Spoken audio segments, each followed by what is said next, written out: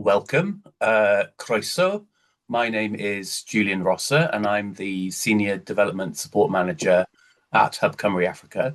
So it's really good to see you all at this shared learning event looking at village savings and loan associations, a pathway to economic empowerment and sustainability. So we have a packed agenda to go through over the next hour or so to share some learning about this topic. So this is the agenda.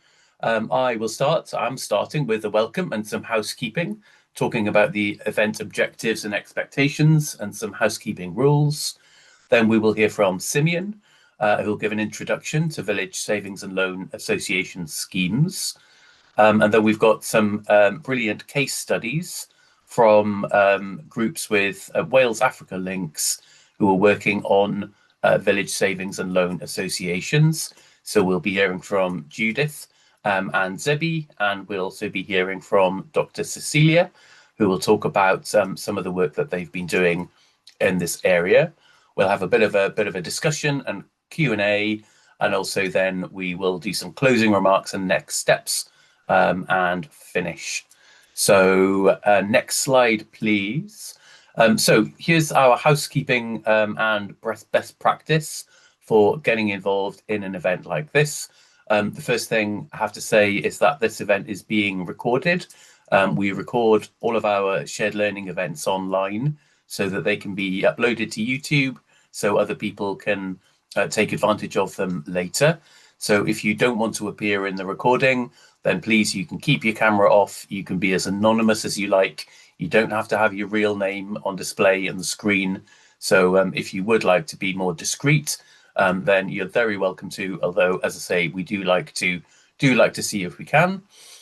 What we would really love is if you could pop in the chat box your name, the organization that you're here representing, if you are here with an organization, just so we can all find out a little bit more about each other and start to network and find out more.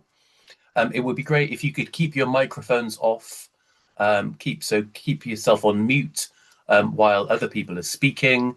This is just so we don't get lots of background noise interrupting and getting in the way of what we're trying to do.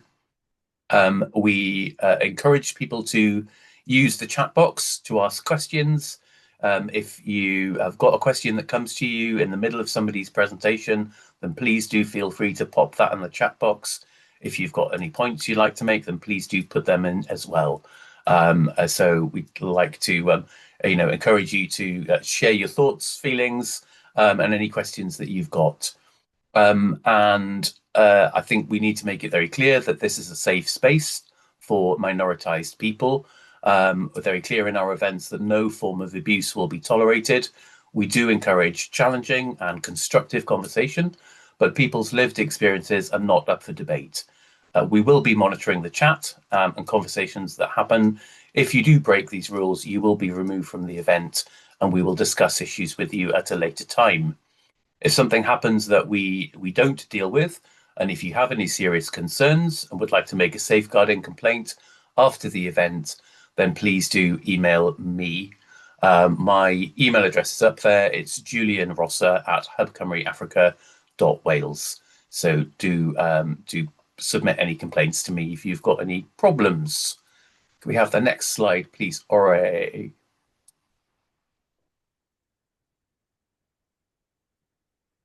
Lovely. So the objectives for the session this afternoon are to deepen everybody's understanding of village savings and loan associations and their core principles. We're looking to share practical experiences and lessons learned from ongoing VSLA projects. We'd like to highlight best practices and innovations in digital savings and community engagement. And we'd also like to encourage collaboration and peer learning among participants. So that's what we are aiming to do. So without any further ado, I will hand over to my colleague, Simeon Iwade. Simeon is a development support manager with us at Hub Cymru Africa. So Simeon, please take it away. Thank you, Julian, for the running the grant opened, and I appreciate everyone on this call. Our meeting is on shared learning event on VSLA, and the VSLA, a pathway to economic empowerment and sustainability. Next slide. And a research have told us that access to financial service is a crucial driver of economic empowerment, especially for low income and marginalized community. And according to World Bank, I think 2022, which is the updated data report, shows that 1.4 billion adults remain unbanked. And this is largely due to barriers such as, number one, distance to financial institution. Some of the distance are over 30 kilometers from the rural areas. And the second one is identification requirements. Some of them do not have government issued identification, and they do not have a formal employment, and lack of collateral. Some of them do not have what they can use to borrow from bank. This make individuals unable to access loan, making financial inclusion is a significant challenge in that environment. Next slide. And these challenges are most severe in sub-Saharan Africa and South Asia, and where 719 million, that's 67% people living in extreme poverty, surviving on less than $2 per day, as is shown in the chart. And next chart, please. And the most people affected by of these are being unbanked are women, youth, and informal workers, and those in rural areas, because most financial systems do not match the reality of their daily lives. And many of these people are small farmers, market vendors, or seasonal workers in the informal economy. And a lot of them are illiterate. Some of them are they just completed primary education. They have primary education level, so filling out paperwork or meeting bar requirement becomes really hard for them. And with all these challenges, what happened to this set of group is that they are being left out of the financial system, and they can't save their money safely, get loan, or build any kind of financial security for themselves. That is why we are dealing with what we call community-based model called village savings and loan association, which has become a powerful tools to empower this deprived community to have access to savings, loans, build financial resilience, even for them to have control over their financial resources. Now, next slide, we now want to look at what we call VSLA. VSLA is what we call Village Savings and Loan Associations. They are informal, community-based financial group designed to provide savings, small loans, and emergency funds to members who may not have access to formal banking institutions. And this savings group is a self-managed group of 15 to 25 individuals members within the community. Some people use 30, but for them to be managed very well, the research shows that they must be 15 to 25. In order for them to be able to manage themselves, they do meet weekly, bi-weekly, and monthly to save their money in a safe place, access small loans, and obtain emergency insurance. And also, this savings and loan is being developed from a savings group, which is pioneered by an organization called CARE. I need to give them recognition, and the network is called SIP model. Next slide, please. And there are some core principles of village savings and loan, though it is not arranged like this, but I will try to arrange it the way it's supposed to be. Number one is that village savings and loan, that's what we call group ownership and self-management. Saving groups are completely owned and run by members themselves. People from this group choosing, they trust themselves. So it is all about self-selection. Together, they create their own rules in a simple group constitution, and this cover things like how they save, how loan works, find leadership roles, and how meeting are held with the with this, decisions were made together. Leaders are elected openly, and loan approval, every administration, every operation in savings and loan were done openly. Because of this setup, people feel safe. They feel more responsible, united, and accountable for. And also sometimes there is what we call cohesion, so social cohesion, which make them to stick together for a long period of time. What about regular saving contributions? And each members, they put money together on a share saving pool by buying shares at regular meetings. Their saving is being called shares. They buy in form of share, and the share price is low, agreed on everyone, so it is affordable for anyone to to to pay. And this help people, especially those with low or irregular income, to build what we call a habit of savings, improve their stability, and plan for a better future. Another one is access to small loans. Now, this savings group give them opportunity to build up a loan fund where member can borrow from it for things like farming, small business, or school fees. And each person can even borrow up to 3 times of their savings and must be repaid within the period of 1 to 3 months. And in the same group, they agree on what the interest rate will be, and their interest rate is very, very minimal. What about profit sharing? Now, talking about profit sharing at the end of the cycle, usually the end of cycle usually be between 6 to 12 months. Some use 9 months, but the procedure is supposed to be between 6 to 12 months. The group shares out all the savings and the interest earned, and everyone get back what they have saved plus a profit based on the contribution they have made. If someone leaves early during the process of the savings, automatically the person only get the savings, not the interest, since the cycle has not yet completed. And another core principle of village savings and loan is financial education and empowerment, where participation in savings and loan accompanied with what we call training of financial literacy training, record keeping, business skills, and member learn to manage effectively and plan expenses, make some financial decisions. And by this process, it build confidence in them. Their independence, especially for women who may not ever have control over their financial access before.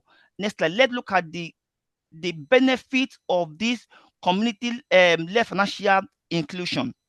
Now, don't forget I said that VSLA is a community-led financial inclusion, which refer to as initiative that allow community to have access or control over their financial resources, access to credit and savings, and in order for them not to rely on external bodies. Now, what are these benefits as VSLA? The number one benefit is that it bridged the financial gap. What do I mean by financial gap? Formal banking system often require collateral, credit history, and even some banks, they require you to have minimum deposit of amounts. But with VSLA, it removed this barrier by offering inclusive financial services to all members, even including women and rural populations. Number two is that the another benefit of VSLA is that it enhances social and cohesion and trust. Unlike formal bankings, VSLA builds on a social capitals where they foster corporations, share responsibility, I've said it before, and peer responsibility, and where members approve loan by themselves on trust, no credit scores, where members, where one member struggle to pay, others may step in to support or adjust the terms, knowing their turn may come. And this mutual support build a stronger relationship and community trust, making the group more resilient. Then another point is empowering marginalized group. Now, who are this marginalized group? These are most vulnerable people that banking affect them more. In many low-income community, women and youth often get left out of the financial system, but village savings and loan give them a chance to be financially independent and take part in the economy, which help them to close the gap between men and women. They were able to pay for school fees. They are not waiting for their husband any longer because they are financially independent. Another point is that encouraging saving culture. That's one of the benefits. When they participate in the regular saving contribution, it is still the financial discipline. Help members to prepare for emergency, invest in business, and plan for the future. Now, let's talk about village impact and economic empowerment and sustainability. Now, as we all know that village savings and loan play a transformative role in strengthening local community. Now, in the aspect of increased access to capital, there's access to capital where it helps members to start or grow a small business. What I mean is that micro entrepreneurship, they grow, which means that they are not only they are financially independent. Like, let me start an example. Now, in the project that I did back in Africa country, a woman borrowed from a village savings and loan to buy a sewing machine. She started tailoring clothes for her village and weekly, and later trained two adolescent girls in tailoring. And that is what we call multiplying of impact. And also another one is that to increase access to capital is that there's diversification of livelihood. Like, members use the savings and loan to invest in different ways, like trading goods, raising animals, or running a food store. And this helps them to avoid relying on just one source of income. So they are less at risk of if something happens along the line, they have a backup. They have a backup. Now, another thing is that the impact of savings and loan on economic empowerment is that it gives what we call financial resilience and poverty reduction. What do I mean about that is that it prevents against shock. Now, VSLA help members to cope with emergency. Emergency always happen. Environment where there is no hospital, where there is no where transport to the urban center is far. But with village savings and loan, it helps them to cope with emergency like illness. When fire just enter your farm, you have something to fall back on. Like one of the projects that I did in the past, a member of the child fell sick. Instead of borrowing from money lender like all these loan shark, but he accessed what we call a small emergency loan from VSLA social fund to cover for hospital bill. And also, village savings and loan reduce what we call over reliance of high interest loan, where without access to bank, people often borrow money where there is this like we call them in my country, we call them lapo, where they pay like 30% interest rate. But village savings and loan offer a fair and low interest managed by the community. By this, there is an impact in the community. Another thing I want to talk about village savings and loan is that it is scalable. What I mean by it is scalable is that it can be implemented anywhere.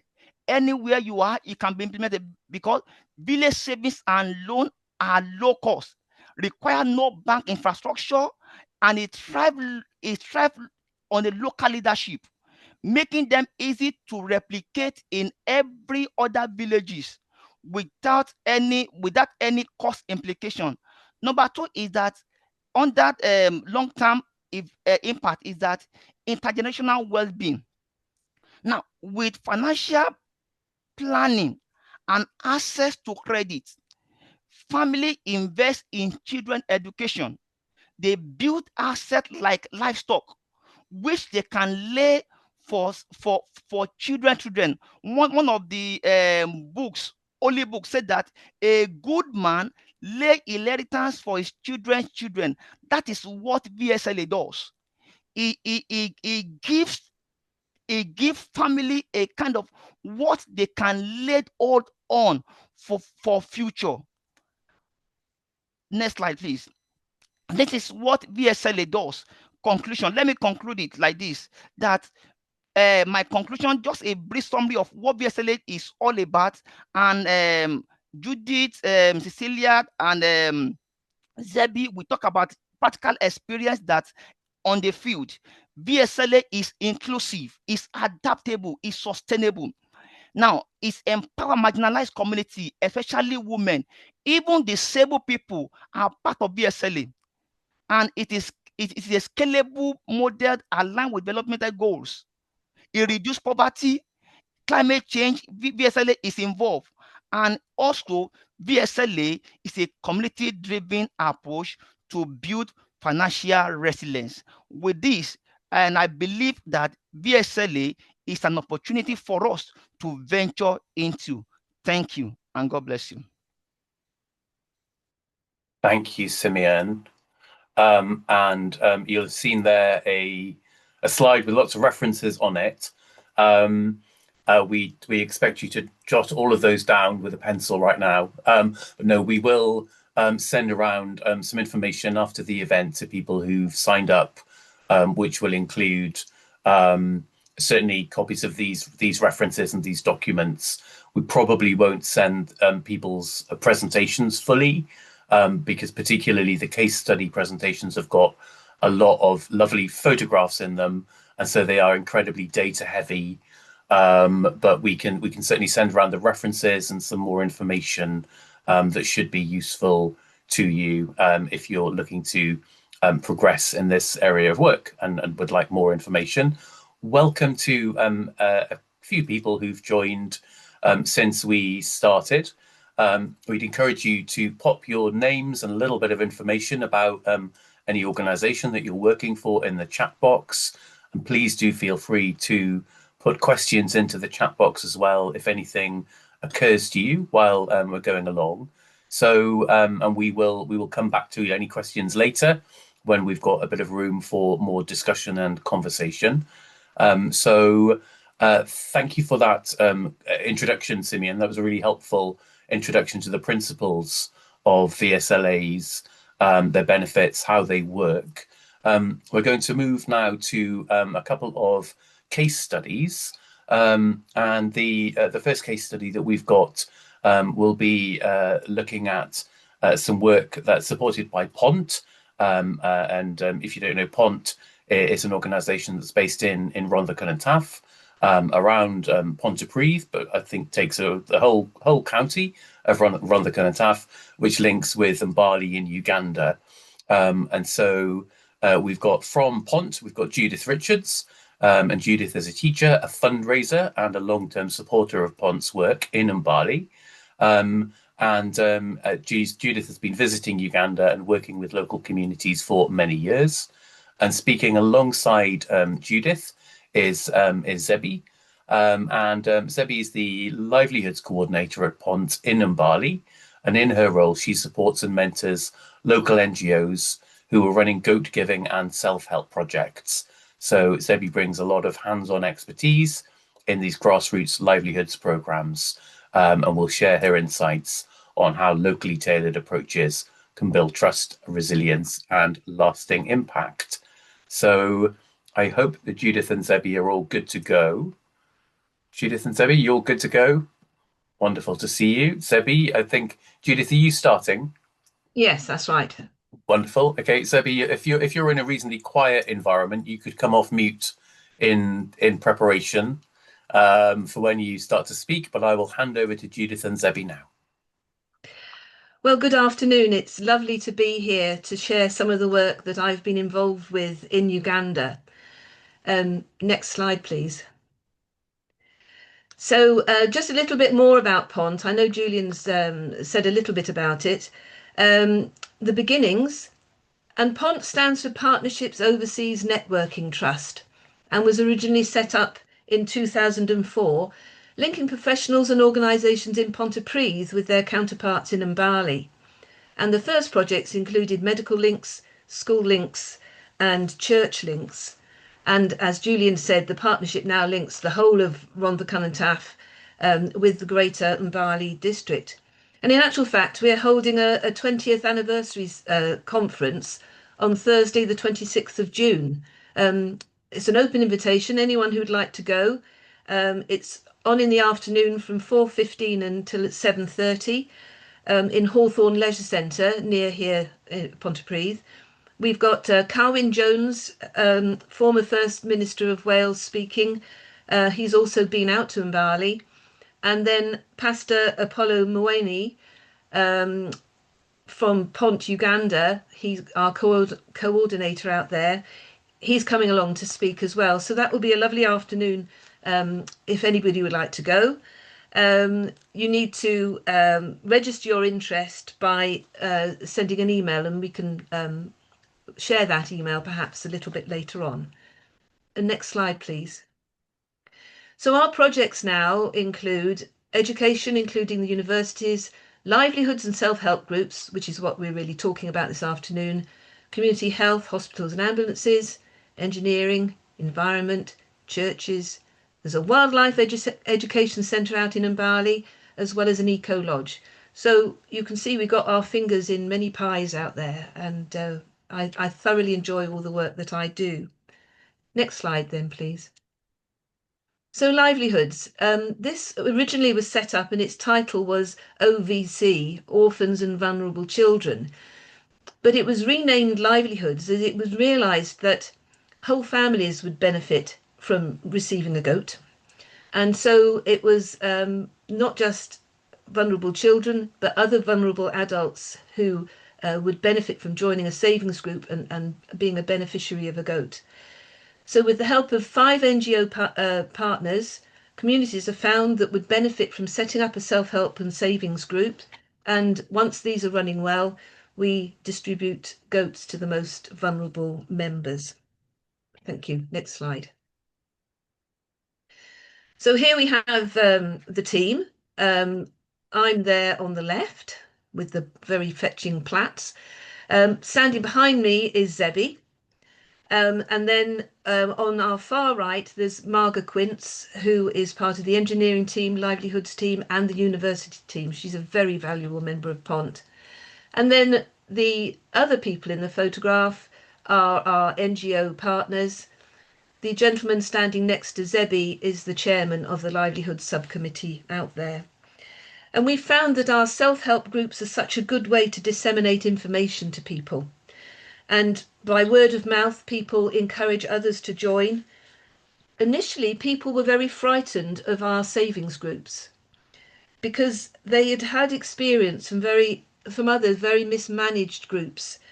But when they saw how our groups were working and the way that they were run, many people wanted to join. And we have found through joining our self-help groups with the savings that malnutrition is starting to decrease, that more children are now in school, and people are able to diversify, as Simeon was saying, by setting up small businesses and so on. So the first of my little case studies is this lady whose name is Hadija.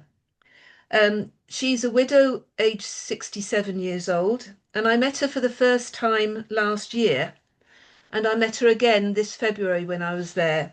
The first picture shows her thanking us for our continued support, and the second picture is from last year, and there she is with her Pont goat that had twin kids.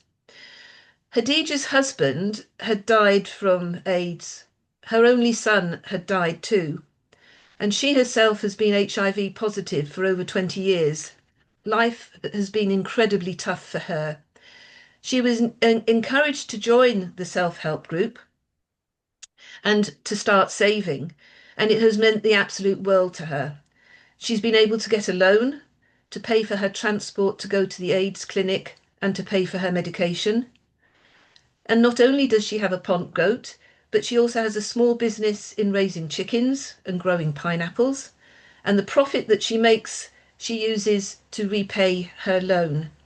But it's not just the financial support. These savings groups and self-help groups are just so good for the other members to give emotional and physical support. With Hadija, when she's having a bad day, there are people around who will collect water for her. There are people who will generally help out with all her day-to-day tasks. And so her life has been transformed by being encouraged to save so that she's still here to enjoy the world with all of us. This is Sarah. I met Sarah a couple of years ago. She was only a young teenager when she fell pregnant. When I first met her, she was still living at home with her mum. Her sister was there with her children as well. So you can imagine how overcrowded their small house was. Sarah decided to join the local self-help group and started saving. And she was given a Pont goat. Twin kids were born. She was able to keep one of them. The other was sold. And she then borrowed some money from the savings group and bought a cow. She brought the cow on, sold the cow, and then she was able to start building this house. She's ever so proud of her house. And with continued savings and help from the other members of the group, she's going on and providing for her daughter, who's probably she was only 4 in that picture. She must be about 5 or 6 now. Next slide, please. Mostly women belong to our self-help groups, but there are men as well. And this particular community was a very strong Muslim community, and we found that the men were much more supportive there than in some of the other communities. This is Martin, as you can see. And we'd heard about Martin in one of our quarterly reports, and we were a bit puzzled about how Martin had managed to get a motorbike. Because we heard that he'd sold his Pont goat, which is not really what we encourage people to do. But in actual fact, Martin had worked extremely hard to raise enough money to buy this motorbike. And as you can see, he's very, very proud of it. And he can now work as a boda boda driver. Boda boda is a motorcycle taxi in Uganda. The profit that he makes, he pays into savings, pays back a loan that he'd had as well.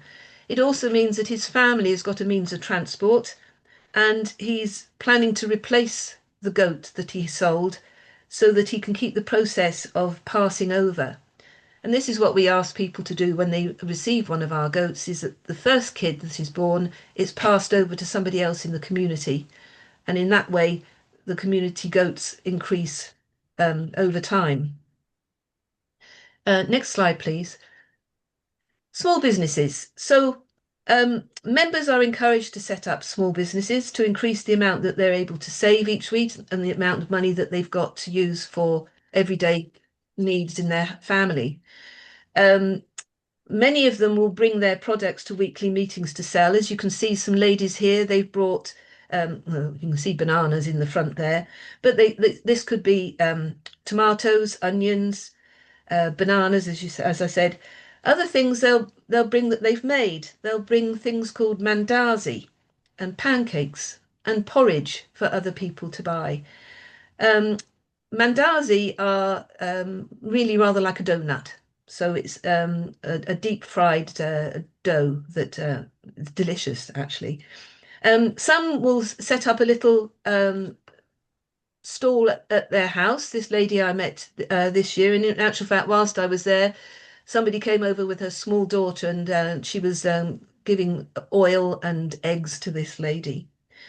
Some will take their produce to trading centres. This could be the cooked things that they've made or the things that they've grown. Some will take their snack foods to local schools where they will sell to the school children so that they have something for a snack for lunch. Next slide, please. So it's not just the selling of produce, although much of that is done. The lady on the right is using a knitting machine, and she was there when she was there last year when I was visiting her area, and they'd set up a handcraft shop. And so there were various different articles that they've made there, and it was really quite a thriving business. Somebody else I met this year was making school uniforms. So everyone is so encouraged by setting up these businesses and not having to rely on their husbands. This is what the women say, not to rely on them totally to pay for the food and other things that they need. And many women have found that that home life is much quieter, because unfortunately there can be quite a lot of domestic violence. But the women are finding, because they are able to provide for the family, then the husbands are happy because they come home and there's a meal there. They're not being nagged the whole time for the price of some salt or something like that. And as Simeon was saying, that when they take out a loan, it is a much smaller interest rate than they would pay if it was a bank loan or one of these other mismanaged groups. But the actual weekly saving is something I'm going to pass over to Zebby to speak about. So thank you for listening to me. Thank you, Judith. Zebby, are you with us? Is she there?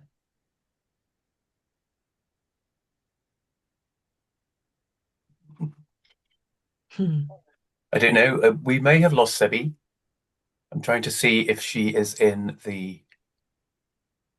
Zebby is still with us, so she should still be around. But I can't see her. Zebby! Zebby, you're very quiet, but you're not on mute.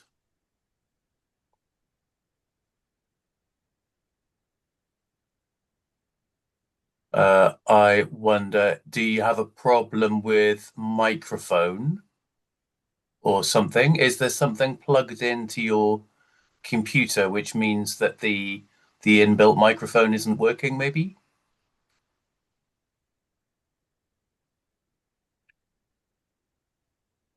Oh, Zebby, I'm so sorry. We can see you, but we can't hear you.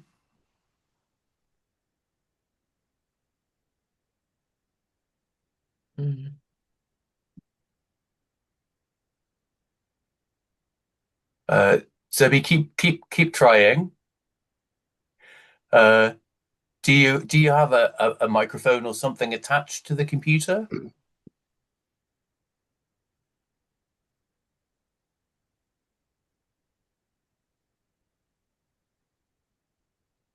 Okay, a little bit difficult. As I tell you what, while Zebby is trying to sort out the sound, I'll say that we've had a question, which I will put to Simeon, just to put him on the spot while we're trying to sort out this little issue. There's a question here, which is, what is the difference between VSLA and SACCO, SACCO, and how are VSLA regulated? Okay, thank you. Let me quickly answer that question. Thank you, sir. As I said earlier on, VSLA is Village Savings and Loan Association, and it is self-managed by members, and usually 15 to 25 people form that VSLA. But SACCO is Savings and Credit Cooperative Organization, and where it's a registered formal financial cooperative regulated by government. Are you getting it? There is a financial authority that's regulating this body, and it often serves a larger population But village savings and loan is informal setting, self-regulated. They decide who will be their leaders. They decide who will be part of the members, people that they trust. It's not somebody that they just bring from nowhere. They are in the same community. Sometimes they have what you call socio-economic stability together. These are village savings and loan. But SACCO is regulated by government. It is more done in urban setting, because it required a broad access for people to borrow loan, and the kind of loan that they borrow is a good chunk of a loan. I think have I answered that question, or? Yeah, I think that's good. People can always come back for more clarification or more during the discussion in a little bit. So shall we try and see if Zebi has sorted out this issue with the sound? And now I have to admit that I can't see Zebi either. Let's have a look. Is Zebi still here? Yeah. Okay, so Zebi's still here, but her camera is off. Okay. Hey, Zebi, I can see you again, but I'm afraid I still can't hear you. No. Zebi, can you hear us okay? Okay. What I think we better do is ask if Judith could speak to the rest of the presentation that you've got, and you can participate. If we can't get to hear you, Zebi, then you may have to participate by answering some questions in the chat box, and you can still participate a little bit later. And if there is any way of sorting out your microphone situation, then maybe we'll be able to hear your voice in due course. Okay, so Judith, I'm sorry to throw you into the lion's den, but would you be able to continue the presentation Yes. that Yes, I can, but I won't be able to give you as much in-depth detail as Zebi would give you, I'm afraid. I've noticed a question has come up from Helen Locke, asking, why does Pont give goats to start a self-help group? I've misled you there. We set up the self-help groups first, and they meet on a weekly basis. And once that starts going well, then the idea of a savings group is introduced to the group. And once that's going well, then the group members themselves are asked to decide who is the most vulnerable to receive a goat.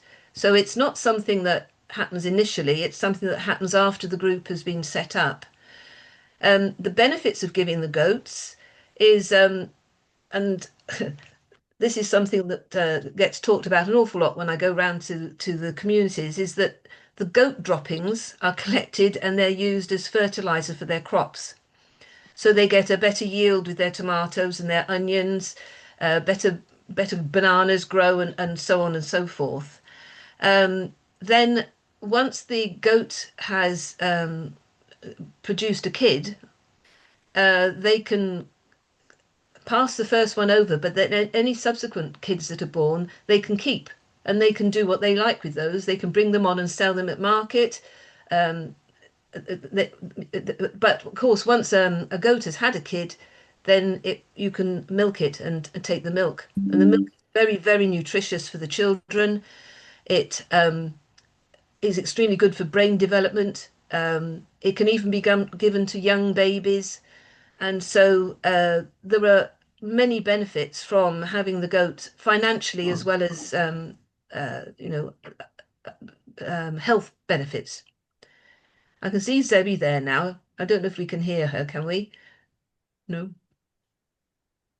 Zebi, make some noise? Let's see. No. No.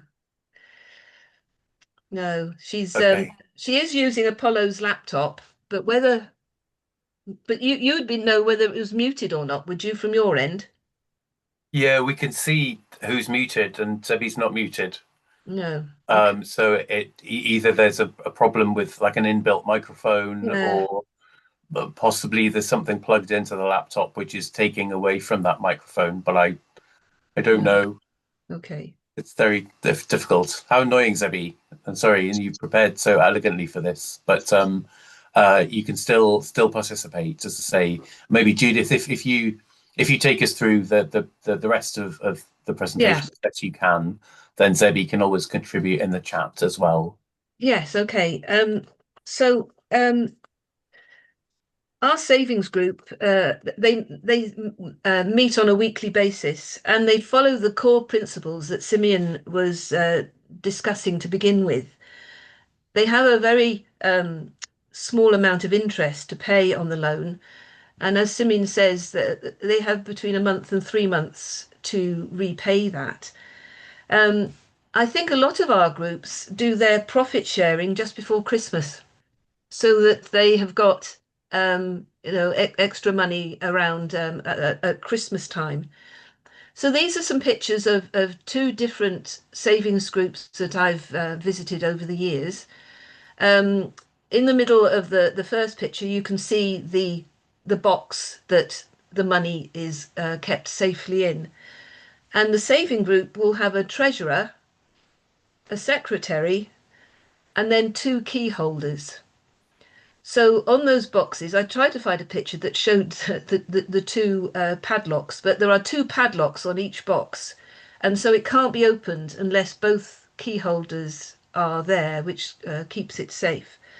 The treasurer is the person, obviously, who will take the money. And then if we go to the second next slide, sorry. The secretary would be the one who records it in a ledger, and as in this particular savings group, that each person had their own savings book where the money that they'd saved is recorded. These positions within the savings group raise self-esteem of the members. They're given an important job to do, and so doing something like that, I think, makes a huge difference to people's lives. So it's not only women, as you can see again in this particular group. This again was that strong Muslim area. There are this man was the treasurer of his group. Yeah. So I don't know how much more I can actually say about the savings groups.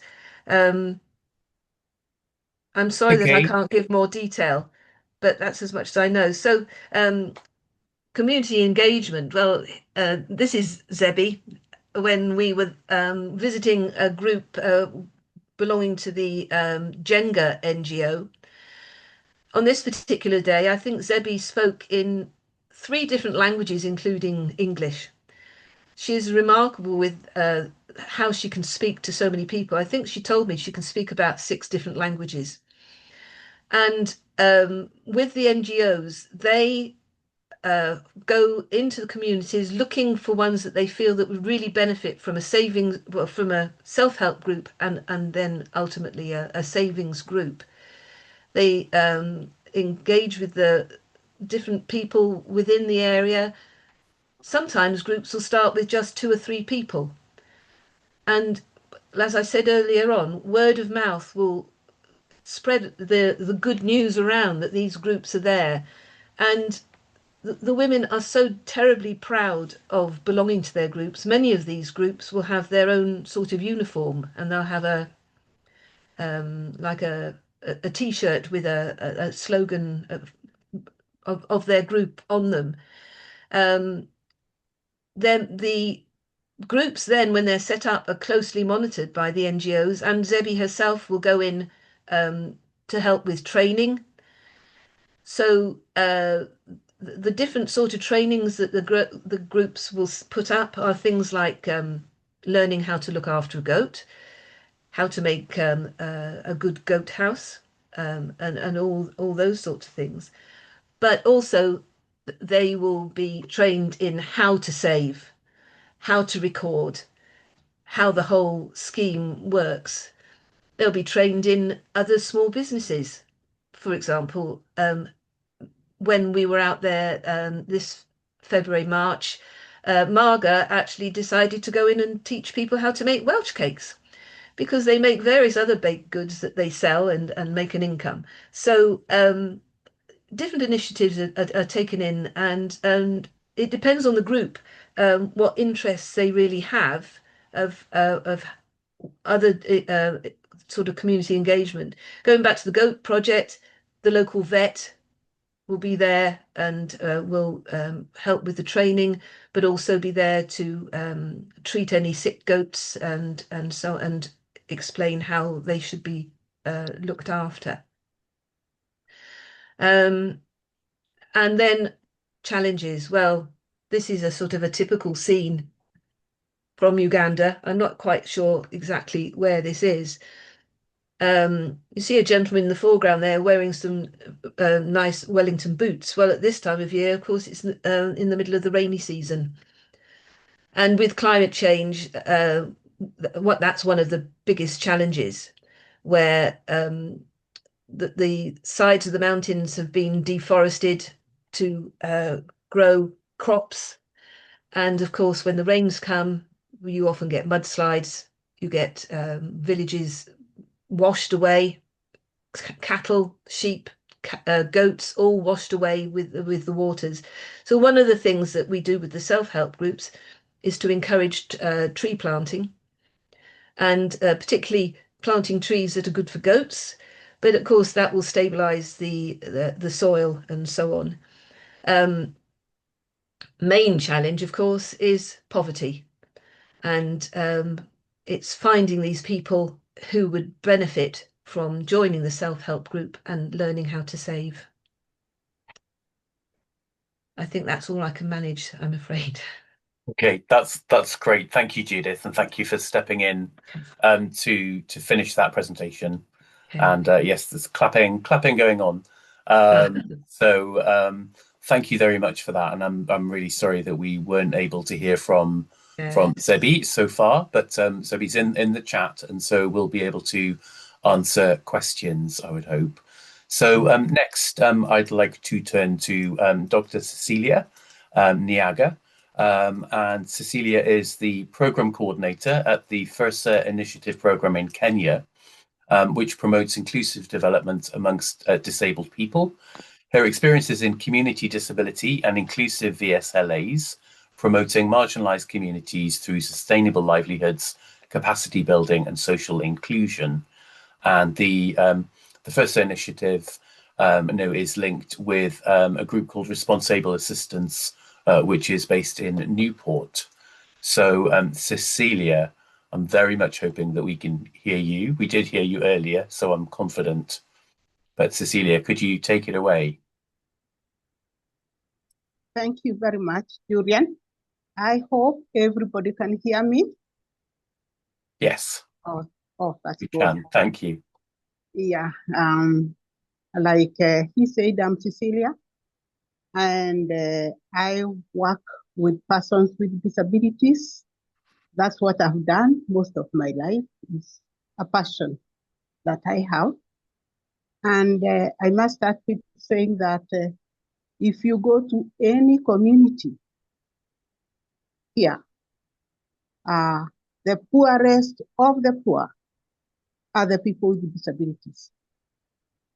One thing, because culturally they are stigmatized.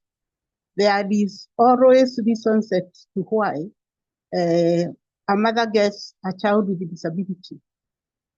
And it's interesting that many times the mother will also get stigmatized. Sometimes even a divorce may occur because people don't understand why. And because it's a mother who carries the womb, then it's more or less the one who causes the disability. And when we talk of women, when we talk of mothers with disabilities, they are more marginalized, I would say, many times than many other members of the community. And now going to the slide 1, I'll talk about the Byd-eang Initiative program that is in Kenya. And what is the purpose of the program? Is to improve the livelihoods of persons with disabilities and their families in Kibwezi, Makueni County of Kenya. There is a slide there of members of our group undergoing training. And looking at the picture, we'll see our make teacher. What I have done is because we don't have any other human resource working so closely at working in the program. So what I try to do is replicate myself as much as possible. I share the knowledge. So in that slide, you see our secretary, who also acts as a trainer, who I have shared my skills with, and she is able to do a lot. In the beginning, she was very shy, and she was not very confident, but now she does better than me, I must say. And she's the wife to our chairman, who himself is a bride, totally bride. But he is able to do a lot. And Lady J, the wife, is really of a great assistance to him. The next slide. Information about Kibwezi. Kibwezi is, I said earlier, in Makueni County of Kenya. This area is semi-arid, and rainfall is scarce, and there is a big shortage of water. When we started in Kibwezi, it was during the time of drought, and also there was COVID. So when you talk of possibilities of $1 per day, at that time with the groups, it was sometimes nothing per day, meaning you don't know where you get your next meal. And it was very challenging to me because, one, the community have been used to handouts. Every time there is drought, there is a good sympathizer coming to give some meals, some food, some what. And I didn't have that. And at the same time, I didn't want that because I knew from experience, handouts don't work out very well. They're not sustainable because you give me a meal for today, but what about tomorrow? You know, and is it even enough? Although you give me as a person with disability, I also have a family. It's not going to be enough. And so it was a very, very challenging moment for me. But luckily enough, responsible assistance gave some support in terms of food. It was because it was declared a disaster at that time by the government, so they came in handy. But we turned loud that aid, that food, to start business ideas. And so that's the time also during COVID, when you used that money, some of those who are tailors, they would make masks and they will sell. And some others would make soap and they'll sell. And then the cereals, also those with the cereal who could be able to sell, that's how we used it. It was a very interesting entry point. So food security is a concern, especially during long drought seasons. And persons with disabilities are more affected during times of drought because there is nobody, everybody doesn't have. So even those who sometimes help them becomes a challenge. The next slide. So how did it start? In the very beginning, there were 2 volunteers from Wales who visited Kibwezi and the Embu regions of Kenya. The aim of the visit was to have a first-hand experience of the livelihood of persons with disabilities. The volunteers introduced this area to Responsible Assistance, an organization that works to improve the well-being of persons with disabilities. And the chairman of Responsible Assistance also has a disability, so it worked very well. Responsible Assistance is funded by Welsh government. So discussions were held, and immediately after this, it was agreed that since Kibwezi was more needed than Embu is where I come from, it should be the right starting point. So how did we move from there? We carried a needs assessment to find out what are the possibilities, what is the real experience of the people, what is the status, what is it that they know, and what is it that they know about self-sustenance, and also about sustainability as a whole. The outcome was that persons with disabilities were among the poorest in their communities. Hence, a microfinance program was seen as a feasible strategy to alleviate poverty. We move on to the next slide. Here, there are just pictures about how we carried out the needs assessment. This we did by visiting the families of children with disabilities, and there's a picture there of a discussion with a family. The next picture is about an individual. She's the husband is the one who has a disability, so she's sharing about how they make a living, what can be done, what does she think can work. And the next picture is a group discussion with the persons with disabilities, and some are parents of children with disabilities. We move on to the next slide. And there I have put in examples of some of the feedback from persons with disabilities and their families during the needs assessment. So what did they say when I discussed with them? One of them talked about beekeeping.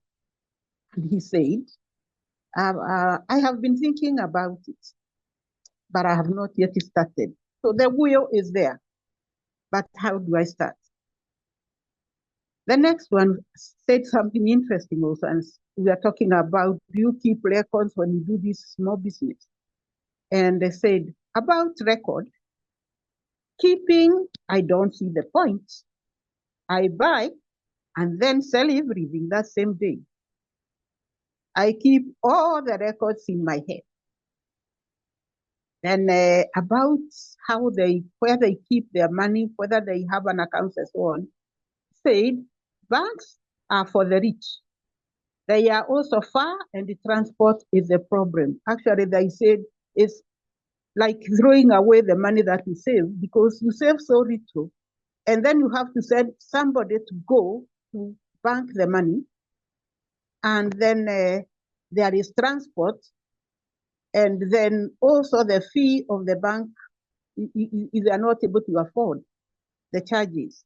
And so one of them actually told me, it's like throwing the money that you have saved. Then about their group management, one of them, when we are trying to asked who are the group leaders. One of them said, I got sick for a long time. I do not know who the treasurer is. So the management there is a challenge. And that challenge then needed to be addressed later. Oh, sorry. Then the other one said he was in business, but he was business with somebody else. And he told us, he pays me, but he earns most of the money.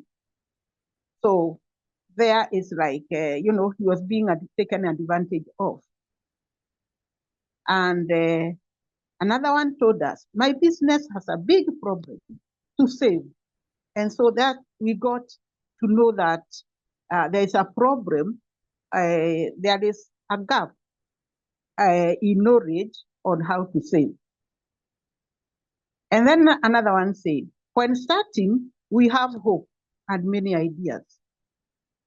After some time, the expectations do not work very well. And so there, I realized and shared with the group from their feedback, there is a knowledge gap. The process that followed the needs assessment, that's the next slide.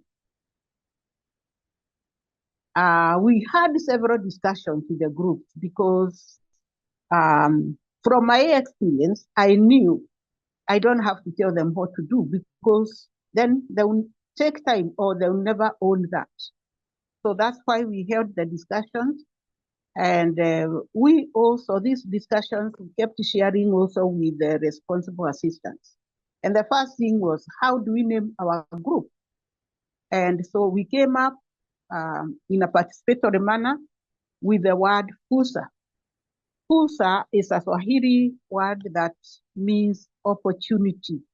So the program is an opportunity to sensitize, to raise the self-esteem of people with disabilities, to facilitate inclusion of people, inclusion and acceptance of people with disabilities in their own communities. So after that, then we analyzed the needs assessment that we had carried out. Responsible assistance helped us to buy mobile phones to the groups because we realized the distance we needed to keep track, and it was also very expensive to be there in every group every time. And we realized that responsible assistance also needed to get information on what is happening on the ground. How do we do that? So the mobile phones were provided to each group. And after that, and a needs-based training was carried out, including phone usage. Remember, during the needs assessment, we had identified the knowledge gaps. And so the training was now based, I would say, was tailor-made to bridge the gaps. And of course, one of the gaps was how do they use the mobile phones? Again, with assistance from responsible assistance, we got 30,000 Kenya shillings to fund every group. That is after they were thoroughly trained. And so there would be a group of 15, 20, 25. We started with 3 groups, then added 9, and now we have 11. There is a number 12 that is still thinking, is still discussing. And we've given them the advantage that they discuss and see how they want to go. Because it's a group that really believe in being given handouts. And they will not see how would they now be given the money, and then they're supposed to do business with the money. The next slide.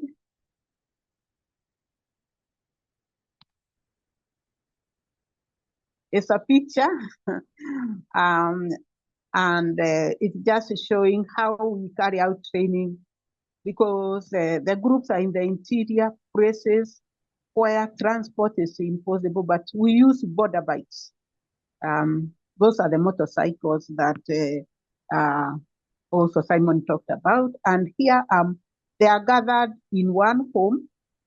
And when you look at the background, somebody doesn't have to tell you that poverty is a key issue and concern in this background.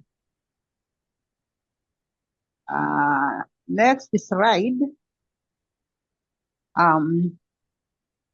Need-based training, and there on it's the topic is, this is how we prepare for vegetable seed bed.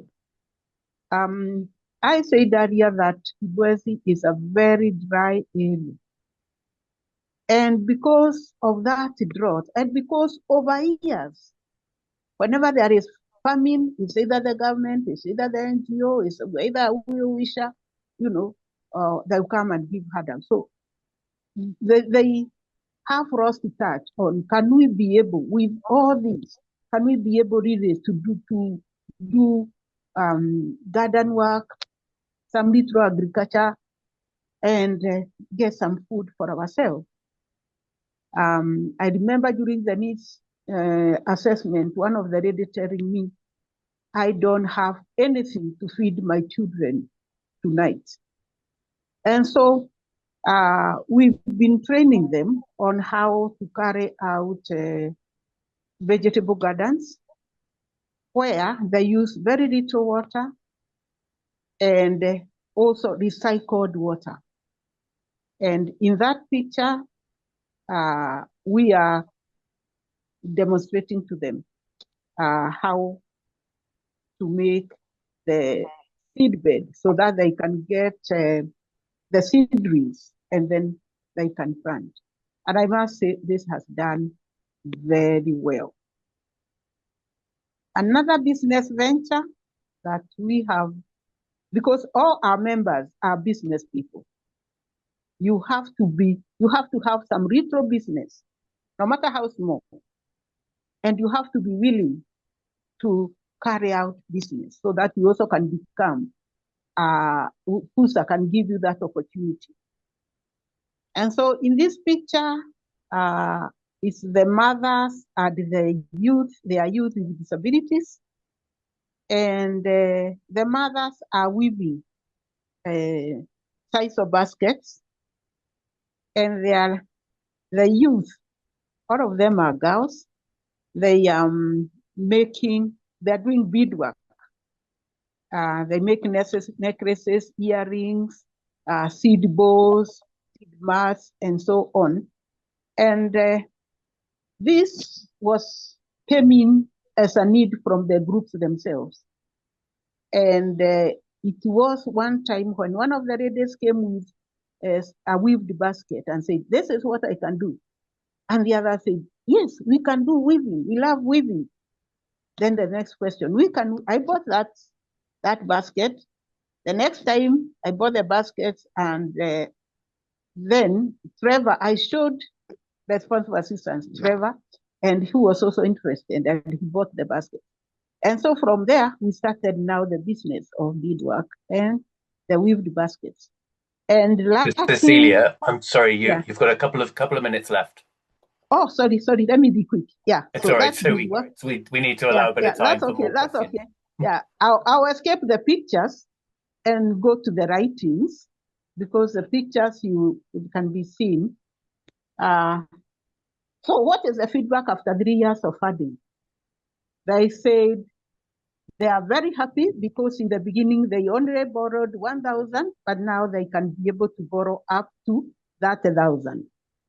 And for some of them, like one said, I have a cow, I sell milk, and I have one for myself. They are beginning to understand what business means. They have planted vegetables, they have pottery, and they have gotten made profit. And about handicrafts. And now they believe they can make good business people. There is a picture there about a vegetable garden, and that's food security. We are able to save, that's what they say, using M-Pesa mobile banks, which is in every village, every locality. There is increased self-esteem and self-worth, and there is increased inclusion in the community. The next slide.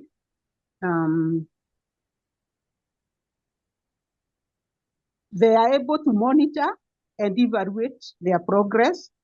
They are able to collaborate even with the county government, and they are able to maintain continued sharing with responsible assistance. That has been very, very helpful. In the next slide is our chairman and his vegetable garden. He's really done a lot, and he has even put up a new house for his family, a beautiful shelter, and he's very proud of that. What are our challenges? Low literacy levels among members, especially women, the dependency culture, members taking long time to understand the meaning and practice of enterprise, many persons with disabilities not able to attend meetings due to distance, but their parents attend instead.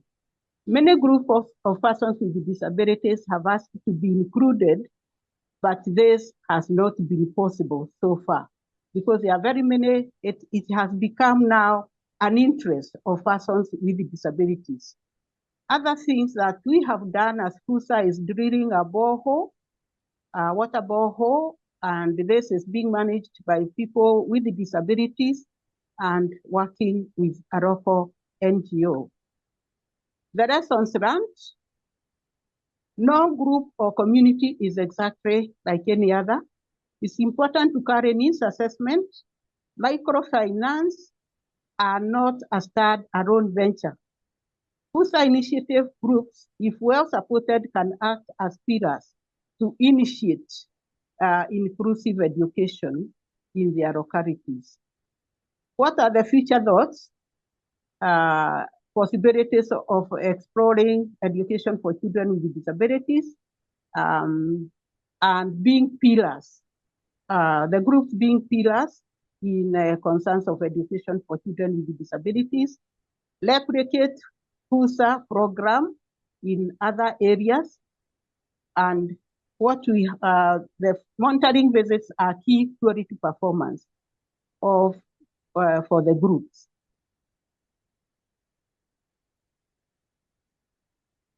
The next slide is about the business, finally, the last picture shows a lady with a severe disability, and she's very proud of her vegetable garden. It's there, and she does weaving. She's a very active lady, and I think that's about it for now. Brilliant. Thank you so much, Cecilia. That was really great, and that was an awful lot of ground to cover in a short space of time. So thank you so much for doing that. Now, we don't have a great deal of time left. We have a hand up, so we can come to Valerie. Valerie, do you have a question or a comment? Actually, I wanted to tell people more about what Learn with Grandma can do, but obviously we've run out of time. What I suggest is, Julian, if you could send everyone the chat. I have put my email address in the chat, and so a little bit of information about what Learn with Grandma does. But one project that would help everybody that I've been listening to today, and I can send it to them, is a film about how to make sanitary towels. And these are not only something that can be sold, but they're also something that will save families a great deal of money, especially if they have several girls. The towels are always washable. They're made from recycled material, so the cost is really only the thread. And a girl in Cameroon, she washed some of the pads until they fell to bits and worked out that they lasted about 4 years. In fact, my grandma made my first pads out of a nightie of hers. They do work, it does work very well, and it's totally sustainable, and cost is absolutely minimal. And it gives the girls some pride too. As you know, many girls in Africa only go to school for 3 weeks in the month. And with this, having pads means that they can go for the whole month. Okay, So thanks, Val. that's really it. But let's all have the chat and then we can all see what we're doing. Okay, thanks. Yeah, I think we should be able to do that, can't we, Simeon? Is copy the contents of the chat and send that to participants as well. Does anybody have any burning questions or comments? Because we do have a end of event poll to do, which should just to get a little bit of feedback from people, which is very important as we plan and do more of these sorts of events to find out what's working well and what isn't. So it's very important that we get that. But do we have any questions? Helen has asked quite an extensive question. Zebi, there's a little bit there of how many livelihoods groups do you have in Mbali, and then how are they monitored and evaluated? I suppose the first part of that question is fairly simple and easy to answer. How they're monitored and evaluated sounds like quite a complex question to answer, but Zebi, I know you've tried to join a couple more times. Would I guess that we still can't hear you though? Julian, Yeah. I think she's gone. Is Zebi gone? But Okay. I've been speaking to Helen privately in the chat, and I've got her email address now, so I'm hoping I'll be able to answer some of her questions by email. Fantastic. Okay, that's great. So Simeon, are you able to launch the final poll to get a little bit of feedback from people? Brilliant. So there's some questions here.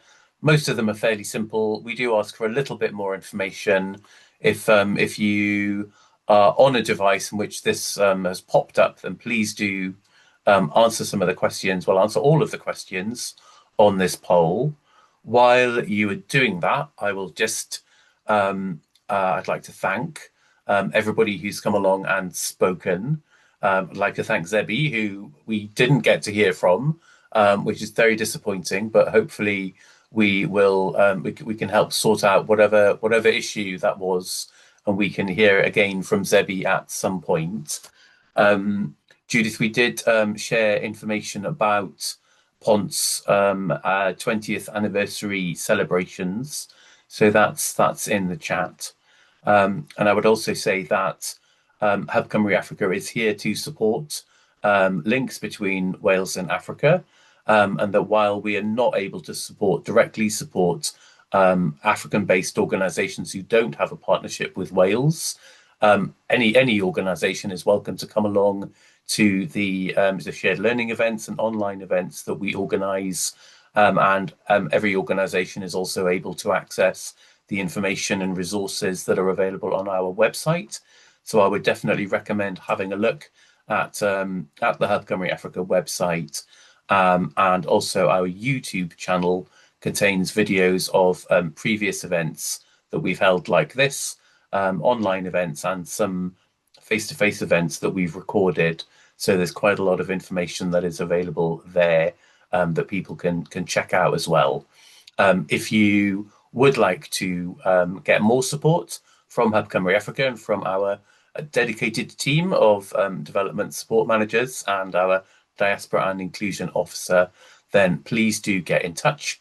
You can email us. I think think the email address has been on every slide. Has it been on every slide? Yes, it's advice@hubcymruafrica.wales. So please do feel free to email. That inbox is checked by several people. So you should all be able to access that. I see that we do have some people, 29% of participants have managed to engage with the questions on that poll. So if you're one of the 71% of people who hasn't participated in that, then I'd ask you if you can, though maybe it's difficult for some people if you're joining on a mobile device or something like that, it might be tricky.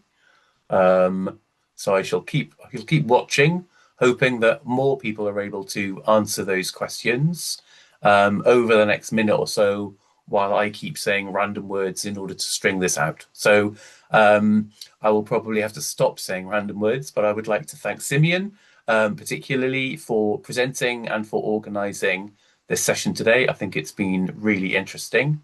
I hope that you have all found it inspiring and it's helped to point you in the right directions for some future work. We have a question. Do you have any program in Nigeria?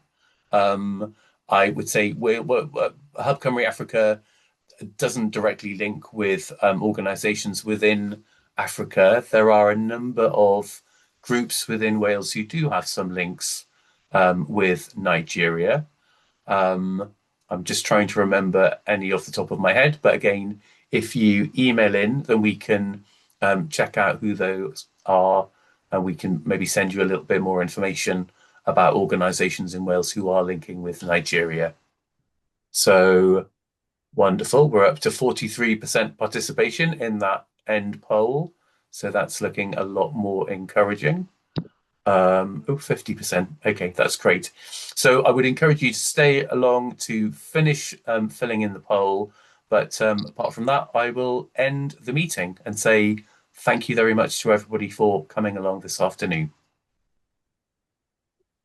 Thank you. Thank you. Thank you. Julian, Goodbye. don't forget to send the chat, won't you? I'm sure we will remember to send the chat. Yes. We can Thank do that, you. can't we, Simeon? And I look forward to meeting you. I can't quite see your name again now. From Pont. Here we are. No, that's Judith. Judith, yes. I'm Hinton. looking forward to seeing you, meeting you. Yeah, me too.